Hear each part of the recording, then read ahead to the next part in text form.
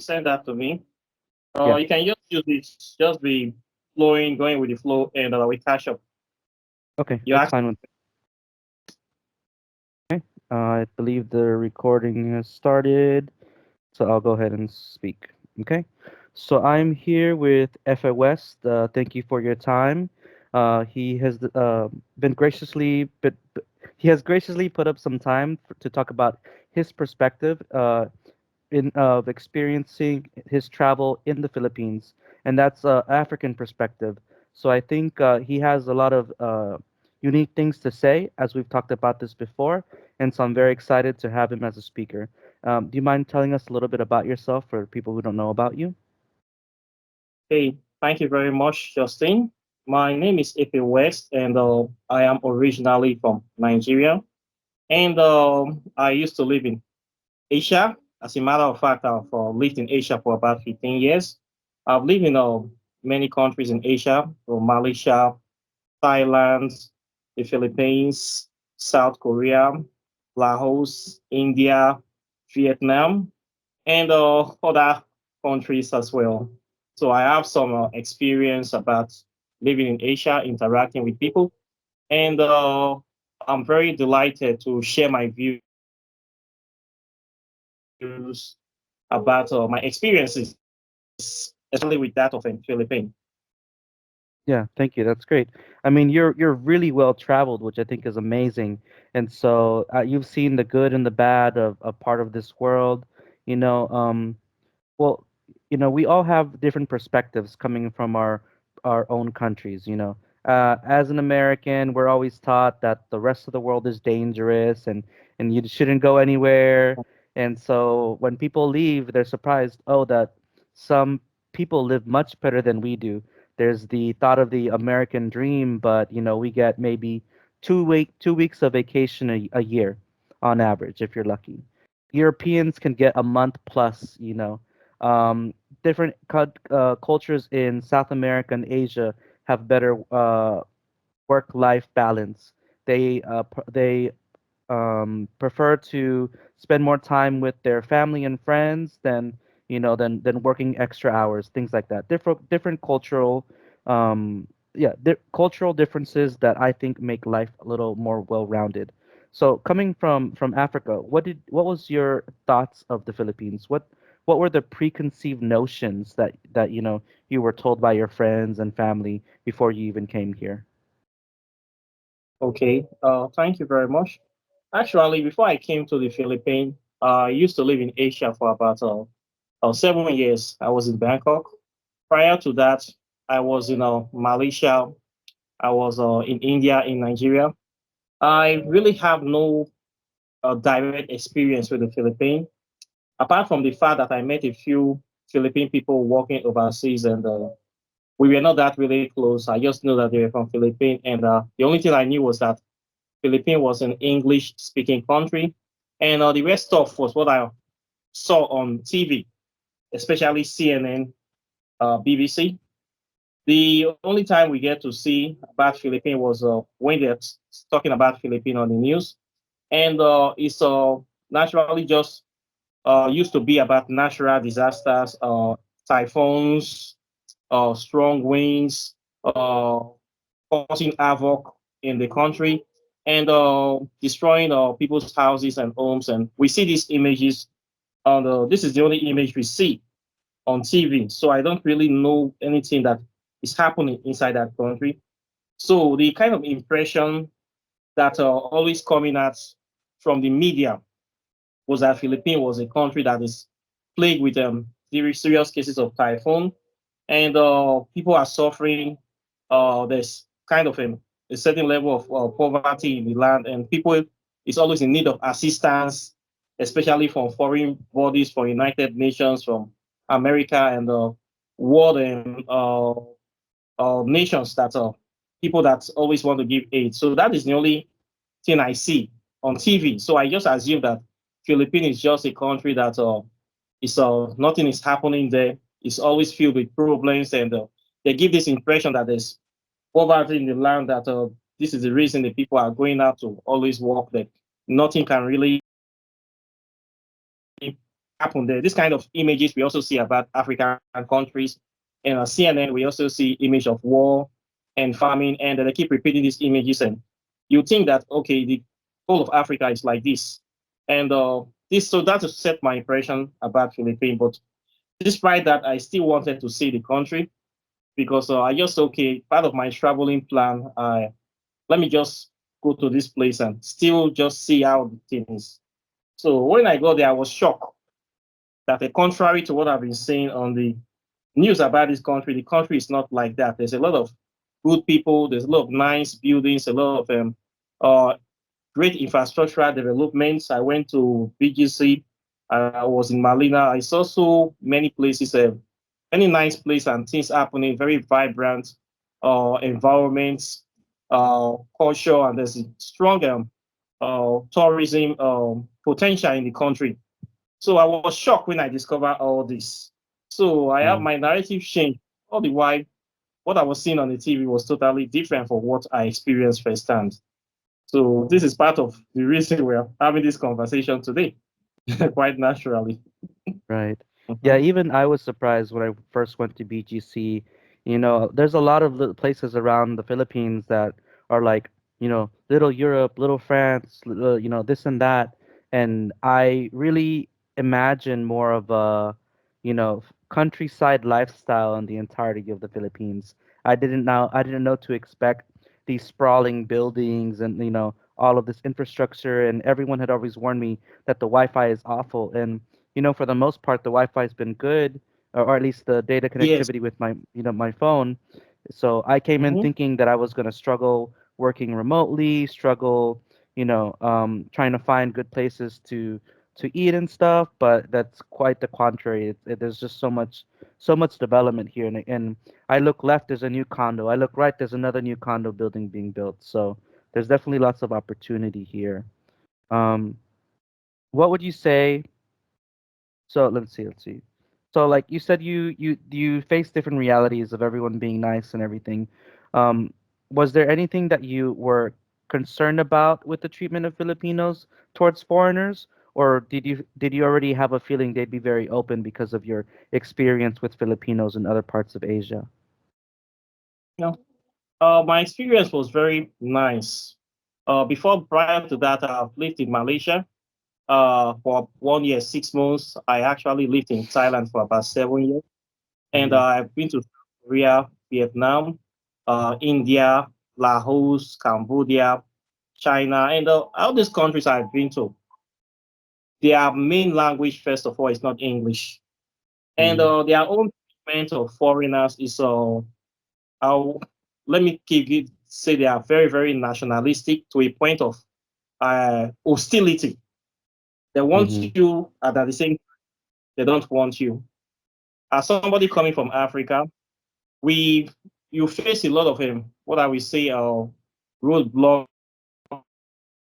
or interacting with people from other parts of the world, as in Asia. Maybe it might be due to what they have seen about Africa on the news. So people see you and they behave in a certain way to an extent, and they expect you to behave in a stereotypical fashion. But when they see that you not like that, they're kind of shocked. My experience in Philippines was very fair.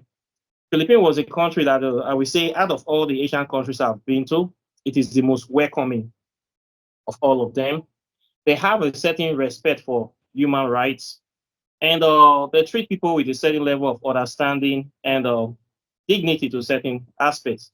There are many countries in Asia that if your passport is or you're having issues, maybe your visa is expired or something, they automatically treat you like a criminal instantly. Mm-hmm. There are many of them like that, but Philippines is not that kind of country.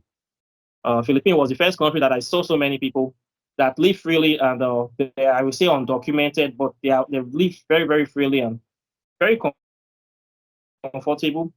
They are not hostile towards people, and they are very friendly, straightforward people, very accommodating people, very understanding people, and they are people that kind of have certain level of maturity more than the rest of the Asian countries. So I was shocked when I saw these behaviors. Oh, these people, they're totally different. They're in Asia at the same time. They are not like Asian people, and they speak English, and there are a lot of foreigners in the country. It's not like other countries that we say, oh, foreigners are coming in to come and take their jobs. Foreigners are this, foreigners are that. Foreigners are when the countries have failed, then we want to blame all the problems on foreigners. Some even America does this when the government is failing their people. They lie that oh, it's the immigrants that are taking the jobs that are taking everything from you. That is why we are not giving you assistance. They do this, but Philippines do not have that kind of mentality. So it was a good country in all. For most Africans that been to Asia, actually, I would recommend them to go first to Philippines. But due to the fact that what they see on the news is just poverty, stagnation, many of them are shying away. But the ones that are there, I think they are doing well. There's no perfect Hmm. country in the world. And when you get to a place, you adapt to the scheme of things. And you try to make a way for yourself. You respect their laws. You live your life according to their rules and regulations, and you'll be fine. And Philippines have a lot of opportunities for also for expansion. It has a lot of similarities with most African countries. They have the same history of colonization.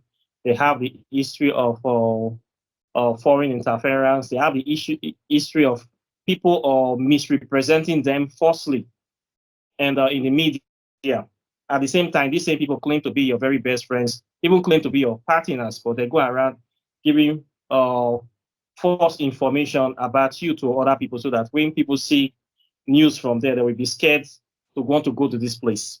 This kind of Right. things I see is an issue there. But apart from how they treat people, out of all the other countries I've been to, I think they are the fairest. They're tried in treating people very, very well. So this is a plus for them. Yeah. I never expect. It's not that I'm going there. When I went there, I was not undocumented. I went there legally. I see how they treat people. I always travel legally to every country I've been to, so I don't fall foul of the law of being in the wrong place without the necessary documentation. But you will still see people that are in these positions, and when you see them, you see how they are treated. I saw a lot of people. They are seems to be okay. There's opportunities for them too, even working to a certain extent. This is what makes me to kind of like the country to say I want to talk about this country, despite the fact of their shortcomings. I say they are still trying in this respect. So it's a good plus of their side. I hope they will continue. Yeah.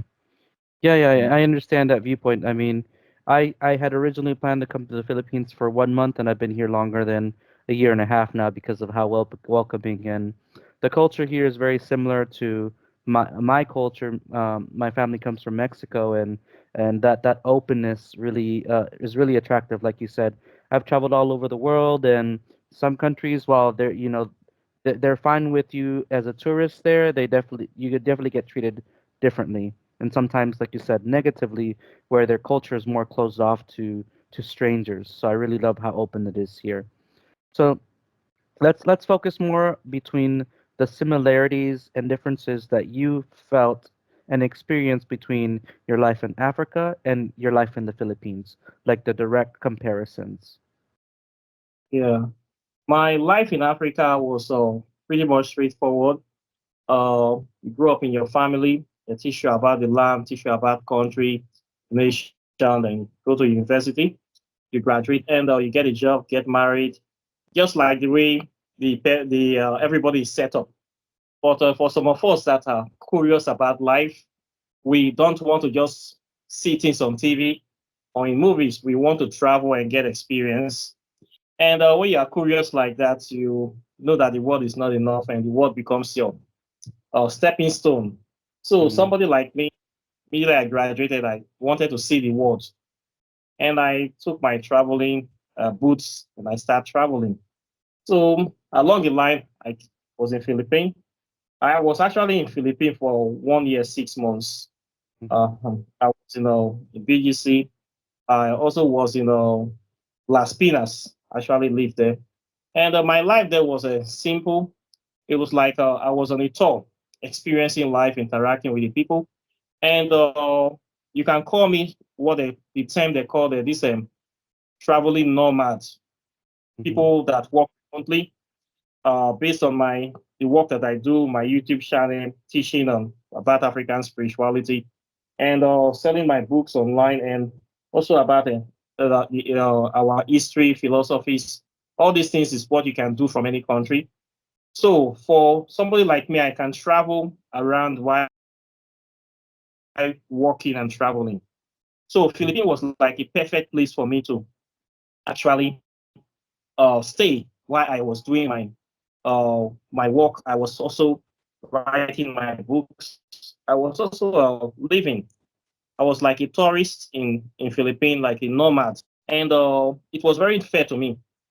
I wake up in the morning, I do my videos, and I go out, think of what to do, experience life, interact with people, visit different shopping malls, and just travel around the city. I made a lot of friends, and I was able to interact with a lot of people from even other countries. It's like there's this international mix. I will call it like a kind of melting pot for different races. You have that kind of atmosphere in the Philippines. It is also the same in Thailand too, whereby it's a multicultural environment. You will meet people from all over the world. A lot of countries are not like this. Yeah. So it is easier for you to meet people from different parts of the world in Philippines. I think Philippines can even rival Thailand as a tourist destination. A powerful that there should be an equal pair, but the major issue is that Thailand knows how to market its tourism to the world. Hmm. Why Philippines is not really doing much about their marketing, but they have places, they have facilities, they have the potential, they have the tourism network. But the issue with Philippines is marketing. If they can be able Yeah. to market the country enough, they will. I think they have the capacity of even exceeding. They are bigger than Thailand. They have more places to visit, more highlands to visit. They have nice people, and everything you're going to find in Thailand, you will find it in Philippines.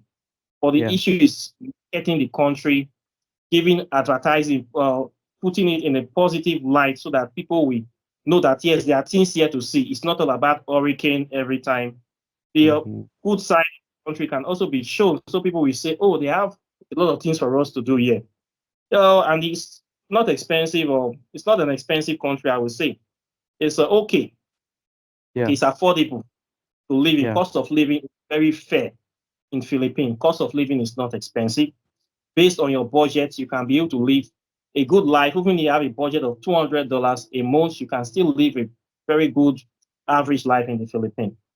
So it's Yeah. a I would very good agree. country, but marketing of the tourism potential. That is what they are lacking. Yeah. So I was shocked when I was there. I was so impressed from the airport. There's this place that is very nice by the airport, very nice place that they have. I never believed that I will see that kind of place in the country. And the capital itself. And I was so shocked with what I saw there. I even didn't want to go back, but I have things to do. I say, wow, so Hmm. all these are here. Don't put it on the news. How will people know that this country is like this? How will people know that these people they are like this? All we see is just hurricane, hurricane, hurricane, earthquake. What about the good side? There's no showing, no marketing. They are just there. We are losing a lot of potentials. So this is Yeah. the things I so then I met African people there. I met people from Afghanistan. I met people from America, from Russia, from Poland. I see so many people. It's just like a melting pot of culture, and all these things are there. So I think Right. what they need to work on is marketing the country for tourism potentials, and when people know, they will come. Hmm. Okay, this is what I see there. Yeah, I agree 100%, which is ironic because I feel like every 1 in 3 or 1 in 4 persons that I meet here is in marketing, or working for a marketing agency or something. It seems to be a very popular major or focus of work and study here. And even me having, making Manila my home base, I didn't know all of the beautiful places that are within 1 to 3 hours drive. Beaches, mountains, waterfalls, there's so much to do, but everyone always only knows Siargao, Siquijor, Mm, Coron, the very touristy places. But even then, a lot of when I talk to other people who travel, the Philippines isn't the first country that's really brought up in conversation. It's always like you said, Thailand, Mm, Japan, yes. Mexico, Colombia, France, and there's definitely so much that can be done here. So yes, I 100% agree. You mentioned that you've been working on some books. I do know that your main focus right now is spirituality. I'd like to know a little bit more about your personal thoughts on spirituality, how how you think maybe that spirituality was found in the Philippines, and maybe the origins of that spirituality, in your experience from your country, from your life. Yeah.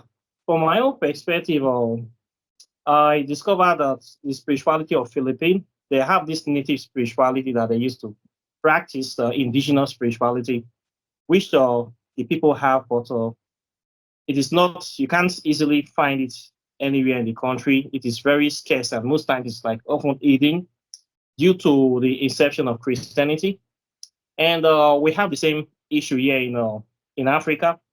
We have our own indigenous spiritual practices that people were practicing, venerating of their ancestors, venerating of the elemental spirits of the land, where they are living, wherever people living, they venerate these elements that are there. If you are living in the jungle, you venerate the Hmm. minerals and the trees. If you are living near the river, you have to venerate the deities in the river. If you are living in the desert, you venerate the sky or the sun.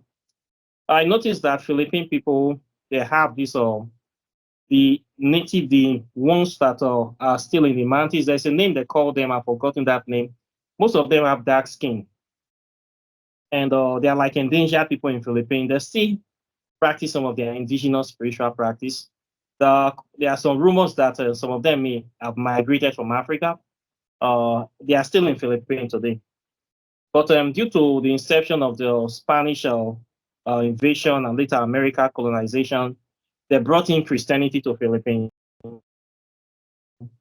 Now, Philippines is a Christian nation. In fact, I was shocked that it is even more Christian than the people that brought Christianity, to the point that their constitution there is written based on the kind of the commandments of the Bible. Marriage is you cannot divorce in Philippines. There's no such thing as divorce. You marry for life. Hmm. This kind of thing, it is there. It's the only country whereby divorce is outlawed. I discovered all these things. And I say it's a good thing. People can adopt other people's spiritual system as far as you have the highest purity of mind for the greater good. The positive side, you can dwell on it to work for you. So they have adopted Christianity as their main religion. It is now kind of their tradition now. So, but with time, people will begin to realize that it may have some shortcomings that they will have to reform or refine. Later on, you don't need to tell them when that time comes. You say, oh, this religion, we need to upgrade certain things. We need to change certain things. This part is not working. You have to man created religion. So religion can be changed by man to suit them. Just the same thing we are experiencing in Africa now. Many people are going back to their roots or really spiritual practices. And there's a lot of change, like a kind of awakening in the world today. We call it the age of Aquarius. People don't want to believe things anymore. They want to have evidence of things before they can say, yes, I believe this. They want facts. And Hmm. facts goes overthrows belief anytime, any day. So I think a time will come in the majority of Philippine people we start to see reason with some certain limitations of whatever they believe in, same as other people in the world today. So I'm not really worried about that.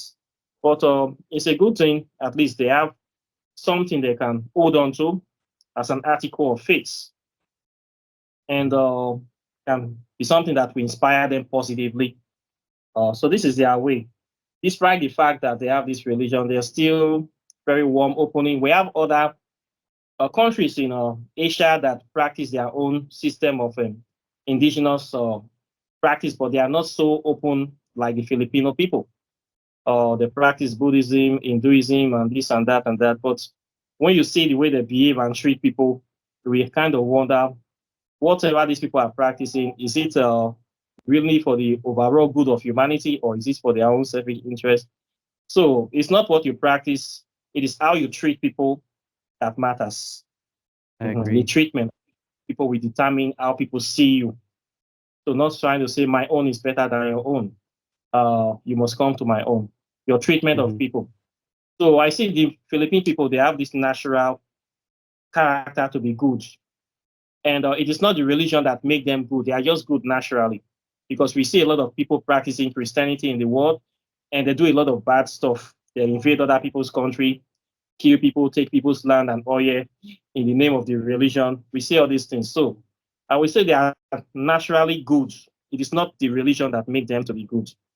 Okay, it's just Hmm. their nature. So this Yeah. is who they have. That is one thing I like about them. I observe because I've been to other countries, and when you in a place, you study the people.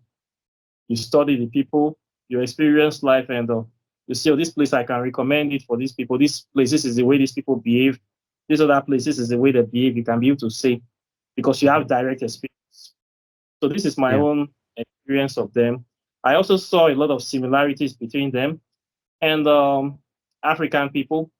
For most countries that have been impacted by colonization, and they are struggling to go back to their natural self, that we encounter a lot of difficulties, a lot of challenges. Nowadays, the countries that are controlling the world, the so-called world powers, they have sort of weaponized poverty. They try to create activity in the world so that people will be suffering, so that they can say they are fraud-like countries. They can claim that they are doing some sort of good work, but they're using poverty as a weapon of war, using scarcity as a weapon of war. The same problems that we also they are also encountering the same problem that so it's not their fault the way the country is. Okay, it's not their fault, but if they can realize and maintain their unity, I believe all those countries suffering is we overcome with time. Mhm. Yeah. So that is it. And something I wanted to ask too is, going back on the focus of African spirituality, you and I had talked about, that there's many spirits in that belief.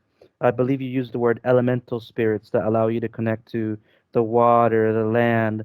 Um, that's not just what's the word I'm looking for? This spirituality isn't just stuck to Africa, right? It's something that's with you. Is how are Yes. you able to practice your spirituality while traveling? This is a very good question. Uh-huh. When we deal with the elemental spirits, these are the natural elements of nature: air, water, earth, and the what we call the spirit, the ether. And you yourself, you are an elemental spirit because these so-called five elements are inside you. So how do we practice spirituality? It's just to be aware of nature, to be conscious of your environment, to live in harmony with your environment. So when I go to a place, I look for the natural elements. One major important thing is your food. They say you are what you eat. So I eat natural foods. I go to the supermarket. A lot of the spices and the food stuff you guys have in the Philippines, we have it in Africa. That is one good thing. But we cook it in different way. I Right. see they have okra, I see they have vegetables, I see they have fish, all the things about almost 80% of the stuff in the is the same stuff things we have in Africa, but they cook it different. I buy those things. I focus on eating natural food because we are natural people and natural food is good for your body. So by Right. you consuming those natural foods, you consuming the natural elements from those food, which will keep your body healthy. It's a Hmm. way of connecting to the environment. We live uh, by in harmony with the planet. So junk foods, I don't eat them. Those ones will poison your body, will give you cancer, will pollute and bring sickness. So I stay away from junk foods. I stay away from any kind of drinks that I don't really understand much. Those things that will poison my body. I stay away from all those kind of things. So I live healthy. When you are healthy, the spirit, when the body is healthy, the spirit will naturally be healthy. Then I exercise, I meditate, and I do research, interact with people, positive interactions, and I just live my natural life. My African deities, my ancestors, I also venerate them as I go along the way. The first thing I do when I go to a new country, the spirits of the land, I give them some offerings as well. I ask them for guidance, for protection and to open the way for me to make the place safe and comfortable for me. I do this ritual in every country I go. So the spirits of the land will be in line with me and they will guide and protect me.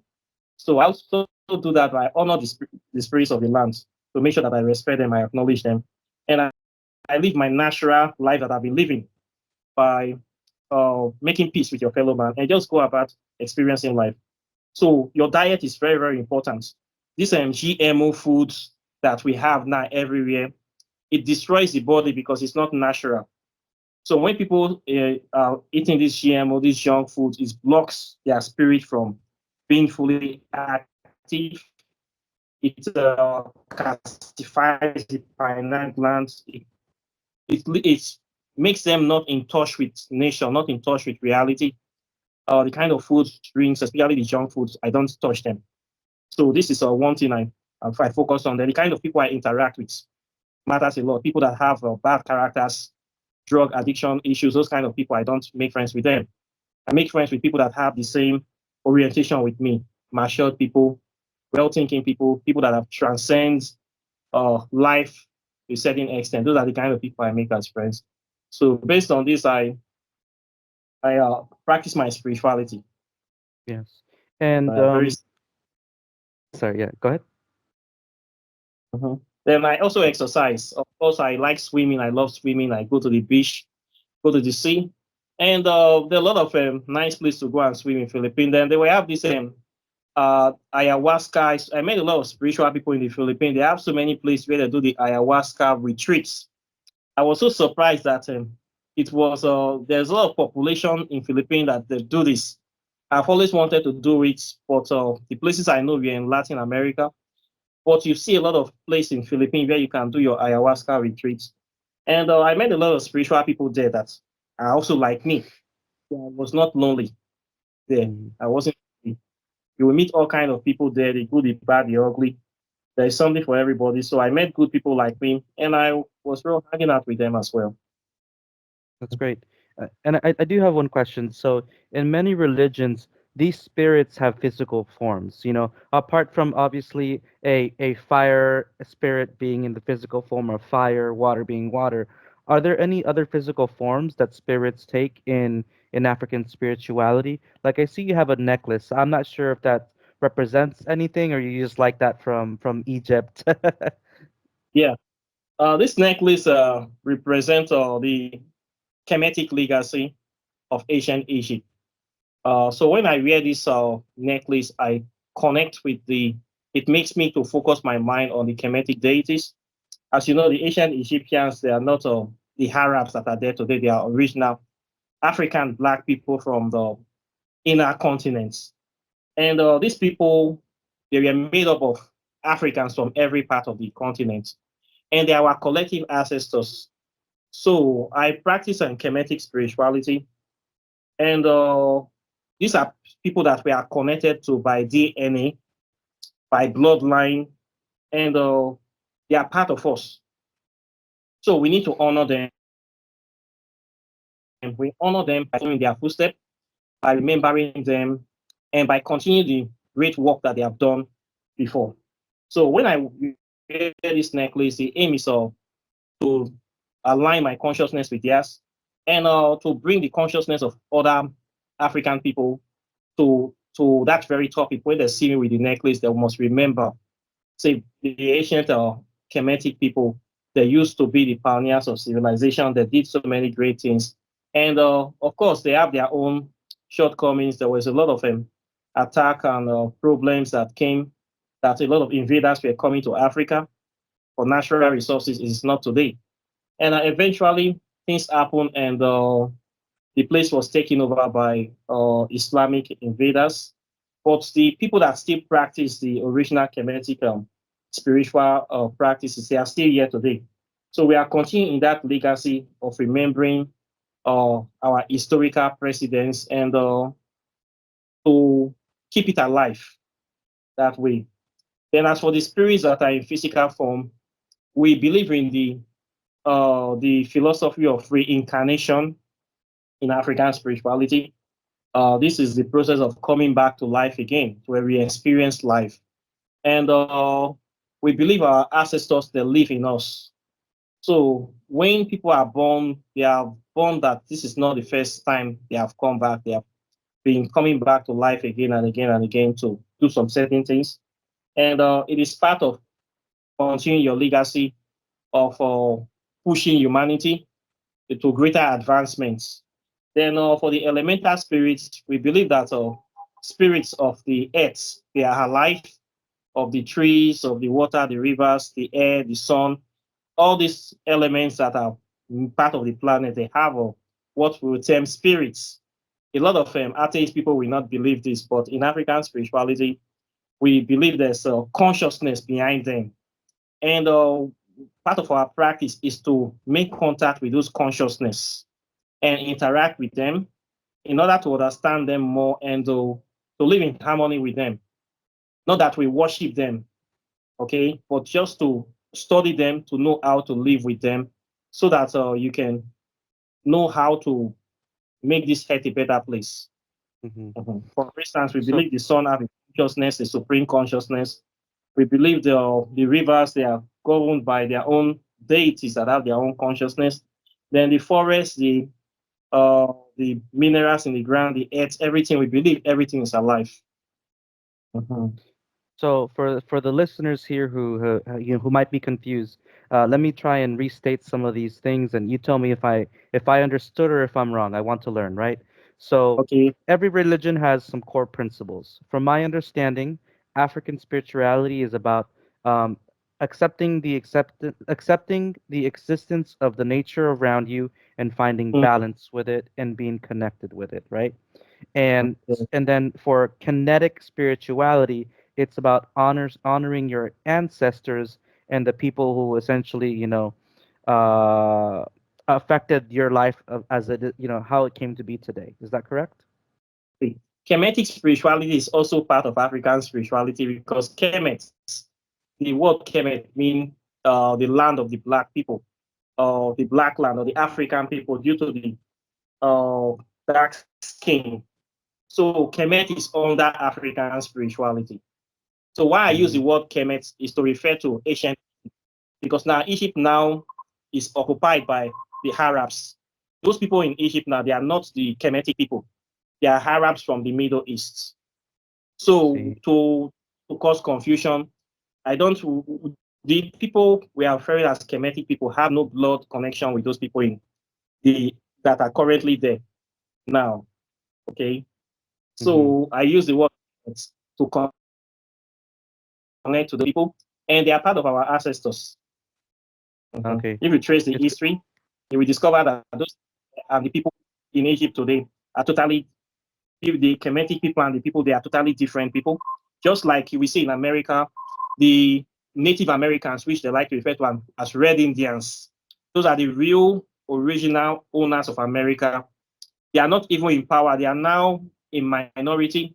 People that call themselves Americans today, they are not Americans. They are immigrants. People in mm, Washington, those people you see there, for you to see the original Native Americans, it is very, very difficult.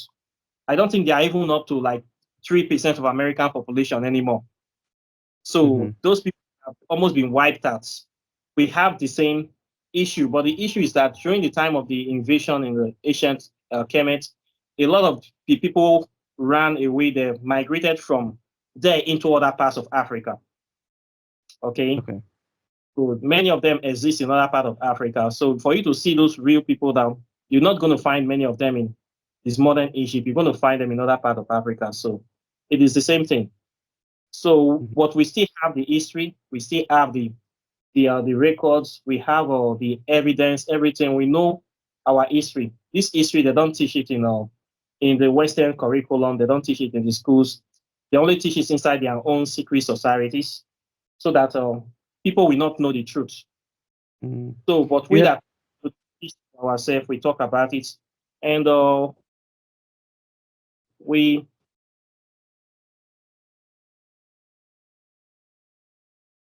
America, the Native Americans, you cannot find them anywhere.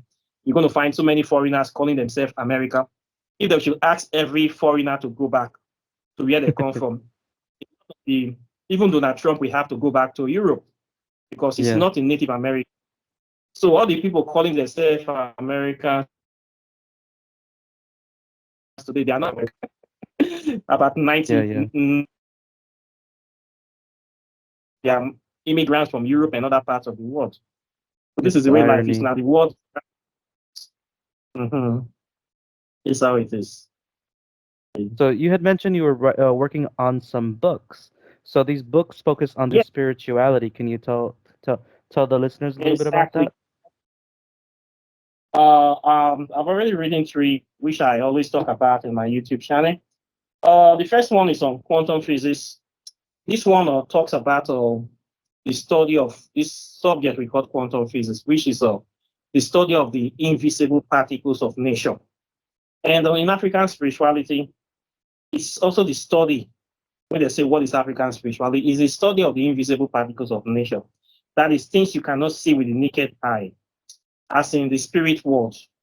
You know, when we come to science now, people ask, what is the relationship between quantum physics and African spirituality?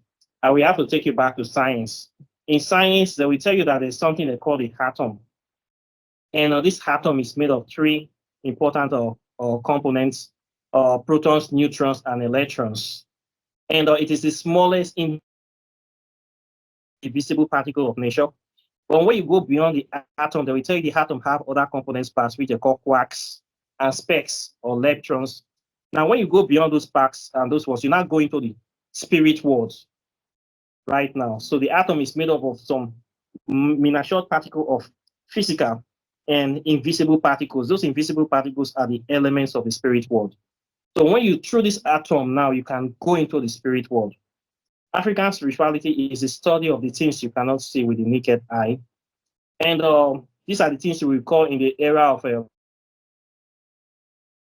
ghosts of your ancestors, the twin side of the physical materials, the consciousness of the air, of the river, of the water, of the sun, of the earth. Those invisible part of these elements, they are the spirits of their spiritual counterparts. We study all this, and we believe they have intelligence. When you study science in school, they will tell you that they are something that is called matter. What is matter? Matter is anything that have weight and occupy space. Right. So they will tell you the activity of matter in science, solid, liquid, and gas, right? But when you go to the higher level, the university level, they will tell you that there are four states of matter: solid, liquid, gas, and plasma. Hmm. So these plasma particles are invisible particles you cannot see, you cannot touch, but they are there. These plasma particles, they exist in the plasma rim, which we also call the spirit rim. The invisible rim that you cannot see with the naked eye, this is spirit world. So quantum physics is the Western topic whereby they try to study the spirit world with scientific and paraphernalia and apparatus. This is the same thing we do in African spirituality. When we make contact with the our ancestors, we practicing quantum physics. We are making contact with the invisible parts of nature. When we make contact with these elements that people will say, okay, you are crazy. It is not craziness. Quantum physics has proved that it is real, it is tangible. And we're actually practicing the quantum physics in African spirituality, which our people have been practicing since the beginning of time. So it is the same thing. So, what we give you that impetus now, when you practice quantum physics from African perspective, you understand it easier, you understand it faster, and you make direct, quicker contacts Hmm. with the deities or whatever you're interacting with. There are many things we do. It covers many aspects of life. It covers time travel, covers space travel, it covers telecommunication, it covers spell walking, spell casting, it covers quantum computation, quantum teleportation, so many advanced topics. It covers free energy. The things that the possibilities here is unlimited, Hmm. unlimited. So a lot of people that are seeing African spirituality as evil, it is fetish, it is simply uh, science that have not been physicalized yet with a Hmm. modern day apparatus. And we have not been able to build a time machine or a time travel machine that can be able to transport physical matter from one point to another, just like the way we see in science fiction movies, whereby you see Yes. some people getting into it. station device, and the next you see them in another planet. But we will get there. All these things now is like magic to Right. people because we have not been able to create those machines yet. But all these things is possible in African spirituality. When we do You know, spell from one in Africa and it affects somebody in another country, what do you call that? Some people will call mm, it witchcraft. yeah. Some people will call it demon, gods and God, but it is science that people have not understand. Very, very form of advanced science that I people never have would have not thought of it understand. that way. Yeah, I never would Exactly. have thought about In that. those That's 200 actually years ago, no, go ahead, sorry. it Yeah. is science. Yeah. There are formulas that we can combine and you can use it to affect a sample of something, affect the work on the picture of a target, and it will affect the target in another part of the world. All these things exist in African spirituality. All these are under the topic or subject of quantum physics. This is why this topic is so important. This is why I study this topic because most of the things they call impossible, it is all possible in quantum physics. So this Right. book, I was able to explain so many things, so many advanced topics about time travel, space travel, uh, negative space, negative time, all these advanced topics that people will think that doesn't make sense. It's not for only genius. It's for everybody. All these are things you will find inside African spirituality. Quantum physics and African spirituality is exactly one and the same. Yeah. Okay. So when you hear that, you say, okay, these are our ancestors, our people, they have been practicing this stuff for so long. It is part of their spiritual practice. It is so natural to them. They don't even see it as anything. For the Western curriculum, we say this is quantum physics, study of tiny visible particles of nature, the spirit world, the study of the spirit world.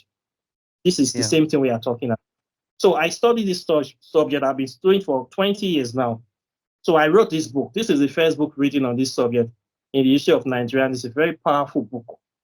I Hmm. covered so many advanced topics that many people have not been able to catch up with. So many spiritualists and even professors, they have not been able to catch up with these subjects as it is. But due to my Hmm. knowledge of African spirituality, I was able to understand all these things and put it together for people to really understand.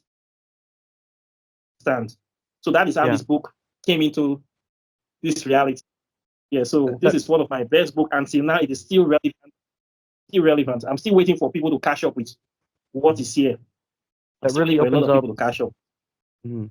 That really Mhm. opens up a new perspective for me. I never would have made the connection between quantum physics and spirituality, and I can understand Mm. why that makes sense.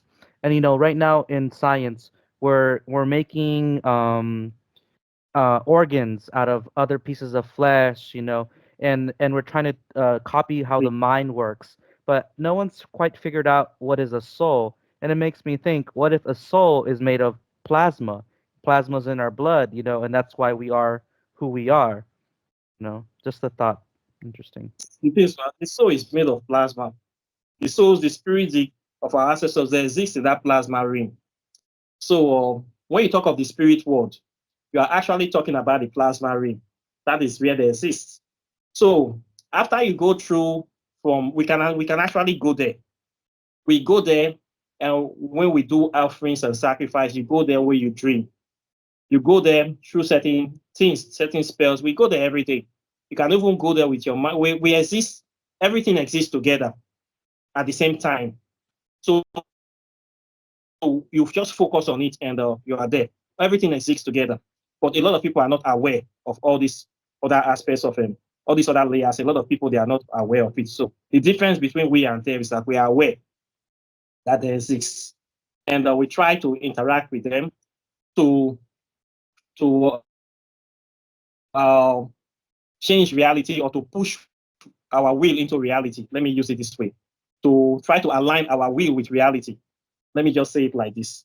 Okay, so this study is very interesting. It's something that you learn every day, and we keep discovering things every day. It's a very broad topic, but as you begin to go, the more you understand, the more you grow inside it. This is how it Hmm. is. So it's a very important subject. That is why I teach it, African spirituality. talks about life. And this quantum ring, when you go beyond the quantum, the next stage you go is the plasma ring. So we also have plasma physics. Quantum ring deals with the physical and the spiritual linked together. While plasma ring is fully spiritual. So in order for you to go into that plasma ring, you must pass through the quantum ring. In order for you to understand plasma physics, you must understand quantum physics. So I am going to write another book in the future about Hmm. plasma physics, which talks about the spirit ring, the spirit world. But before people will even understand that book, they need to understand quantum physics here. Hmm. So, but a lot of people are not catch up with quantum physics right now in the world today. Only few people are interested in this subject, and for good reasons. I don't blame them. A lot of difficulties is in the world today. A lot of problems, hardship. People are thinking about getting money, even surviving. You're telling them to go and read. So it doesn't make sense. Hmm. So very few people are interested in this topic. Very very few people. So we are not many that Hmm. are here. But with time, we hope that future people that will when everything is well with them, they will start looking Hmm. more into the topic to see how they can understand what is going on. So we Right. have plasma physics that is waiting again for people. The spirit world, what to expect there, how it works. All those things are will come out in the future. There we can get unlimited possibilities in life, unlimited amount of free energy, where we can use to create engines and generators that can be able to recycle their energy. This one, you don't need fuel, you don't need refueling for this kind of things that you'll be doing. They will power themselves and they can run for all eternity, unlimited power. This is where you get people that will build spaceships that they can use to travel the length, the universe infinitely. You can get infinite source of power from the study of plasma physics. The world will get them one day, but it's not now. We are still Hmm. struggling with quantum physics. But after that, because we must evolve, we must keep moving forward. So we are going to Right. get to the point where I will understand this subject and we can use it to create energy generators that can be able to power, give unlimited power to whatever we are doing. That's why you see people building spaceships that they can use to travel forever. You don't need to refuel them. They just recycle themselves and entirely. You can we can start exploring. To, Yeah. yes, it's like okay. So we are back now, right? I think so. Let's the last thing that you had mentioned that I was able to hear clearly was about exploring. So let's bring it back to that. So you've been able to explore the world, and you told me earlier that, traveling was always a dream of yours. So I have two questions around that topic. Have you ever considered traveling to particular countries to feel more connected to your spirituality? Are there places in each country that might allow for that type of connection? And what allowed you to travel so much, in your life so far? Okay, thank you very much. Yes, there are some places that when you get there, you feel the vibration of the place. You feel the energy. You will know that yes, this is a place that you really need to be. You can be able to connect naturally with the environment, and you can just flow. And you get a lot of insights, a lot of inspiration, and a lot of wisdom or understanding from those places. There are places that I have gone to like that. There are experiences that I have undergone to get this kind of insights. Then Hmm. what allowed me to travel very easily is because of my work. As I told you earlier, my job is kind of flexible. I work online. So for somebody that works online, like in digital nomads, I can be able to. The major advantage is that you have flexibility. I control my time. I don't need to go to work every Monday, come back on Friday. If I have that kind of job, I cannot travel. So I Hmm. work from home. I can work from anywhere. I can work from any part of the world. So this gives me flexibility. It gives me ability to manage my time, to manage my resources, and this is part of the benefits that I get. So Based on this, I can easily travel. Then I also traveled as a student. Uh, when I started initially, I traveled to get my degree and study in other countries. I have been to about 3 countries for the PhD program. So a good way of traveling is to get an admission to a country. Maybe you can choose to apply for a master's degree or a PhD, and you can travel with that. You get your student visa, you go there. If you like the country, you stay. If you don't like it, you go somewhere else.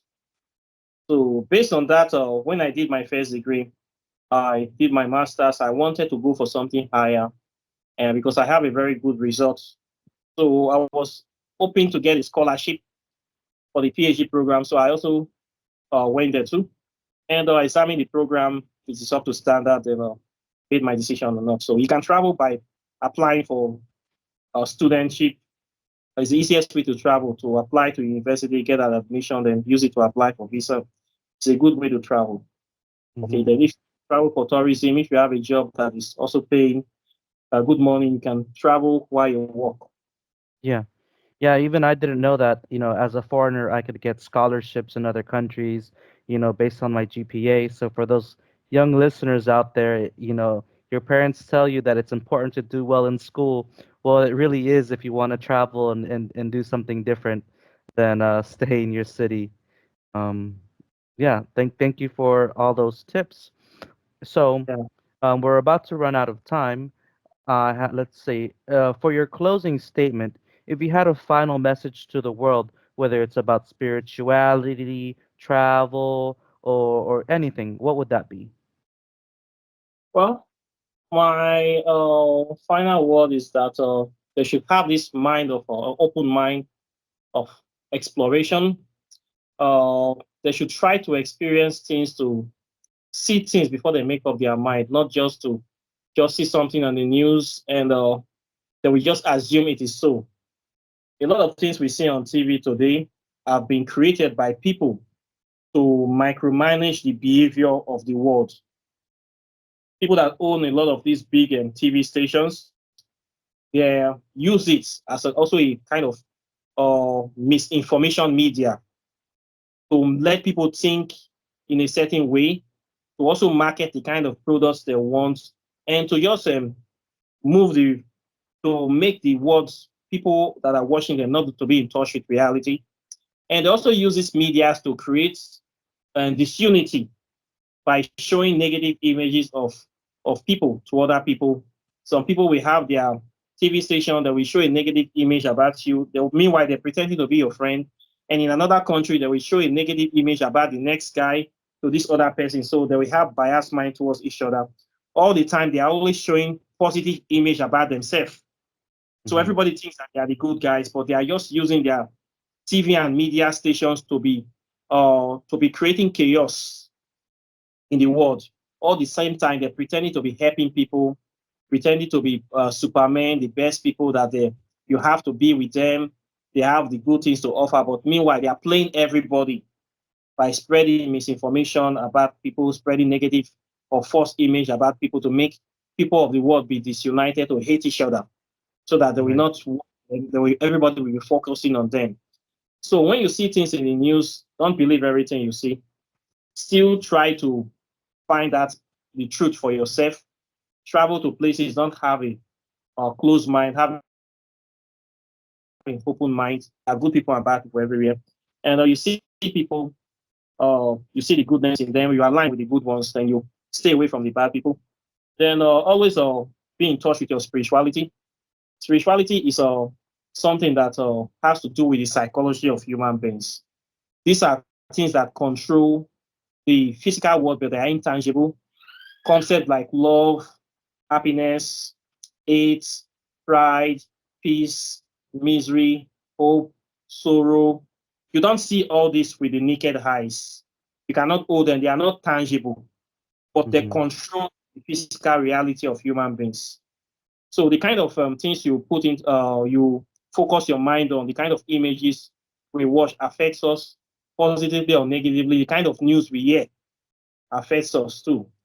So we should learn how to block out certain things from our mind. And The kind of things we also eat too matters. We should focus on natural foods, not junk food. Those blocks us out, and just try to do your best in the world, and you'll be fine. So there's need for us to have unity, love, peace, and understanding to showcase our culture, and to just be our live life according to our greatest version. Do the best we can, and honor our ancestors. Take pride in what we are doing. Maintain a certain level of dignity, integrity, and just enjoy life naturally. Enjoy life. If we don't have this, we'll have closed mind. We are afraid to travel to other places of the world. We are afraid to make friends, and this will impact us negatively as well. So this is my final word. Just be you, and try to know yourself more. Focus on yourself, and just flow. Just go with the flow, and Mm. you'll be fine. Thank you So for this those is words. yes. Yeah, I mean, I learned a lot today. I'm definitely going to look into the idea of spirituality and the fourth element being this, the spirit. That's an interesting thought. What you put a Mhm. new thought in my mind. So maybe I'll find that book. For those interested, I'll go ahead and link his contact information, his YouTube, where you can find his book, because it's definitely an interesting topic. I hope some people's minds were open today and they're open to something new, and getting in touch with their spirituality and focusing on the now and not just the hustle and bustle of the city and the future and all this and that. So thank you so much for your time today. Pleasure is mine. I'm very delighted. Have a great day. Yeah, peace.